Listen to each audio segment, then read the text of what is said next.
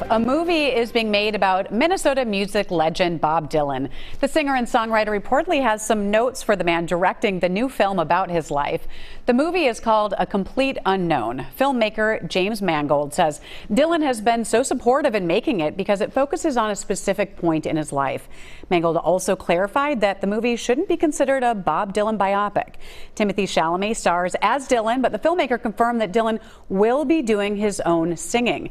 The movie begins filming next month, and a release date has not yet been announced. Well, today you can get your hands on a new book out about Bob Dylan's life in Minnesota and meet two of the co-authors. Bob Dylan in Minnesota, Troubadour Tales from Duluth, Hibbing and Dinkytown is co-authored by Minnesotans and others who've written extensively about him. And we are so glad to have MARC PERCANSKY and MATT STEICHEN in studio with us this morning. Thanks for being here. Pleasure to be here. Tell us a little bit about the book and how it all got started. Keith Miles is an author from London, and he's written basically travel guides for New York and London about Bob Dylan relevant locations for kind of music tourists. And his third in that series is about Minnesota. So he reached out to some of us as local Bob Dylan fans, and we helped him pull the information together and create this book. Yeah, I loved seeing how each of the authors in this had their own section and their own part about what they know about Bob. And Mark, I thought it was really interesting how you started off, and you have this interesting connection with him. Can you talk a little bit about how you knew Bob Dylan? Well, it's my mom's fault. Got to blame it all on her. Okay. So, I was originally asked to write this. The reason we're really writing this is because Keith Miles, KG, didn't want to come to Minnesota. But then he wanted 4 experts, and he handpicked Matt and I. We're the two from the Twin Cities. So then I was originally asked me to write something, and I wrote something. My mom was still alive. She recently passed away. And then the story changed during this whole writing process. She passed away, and then I figured I'm going to tell some more personal stories about her life with Bob Dylan and some good things about it. I wanted to bring something forth differently in a personal level. Yeah, and you did. I did. I hope I didn't spill the beans too much.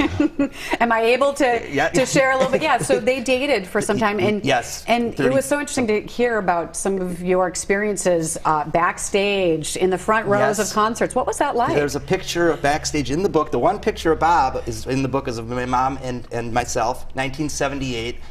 And it was an unbelievable night. I was dressed, you'll see the picture in the book, I was dressed copying Bob, like with his vest and that, and my mom was dressed in bright gold, and we just had the time of our life. You know, Bob really loved my mom, they got along well, and he enjoyed her company, and that's where that song, Sweetheart Like You, comes into play. So neat to be growing up and have this kind of legend in your life. I guess I was lucky and fortunate, and I loved the guy, and God bless him. He's playing in Rome, Italy tomorrow night.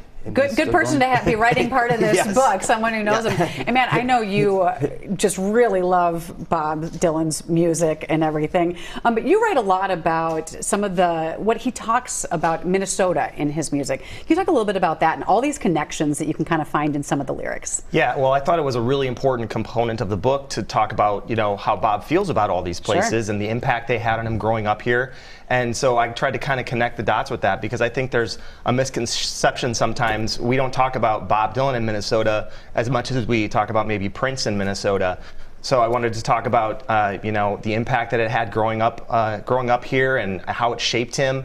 And Bob Dylan really is Minnesota. He's got the sense of humor, that Midwest sense of humor, the sarcasm and the wit, and the work ethic. Of course, he's just out there every day, still going after that.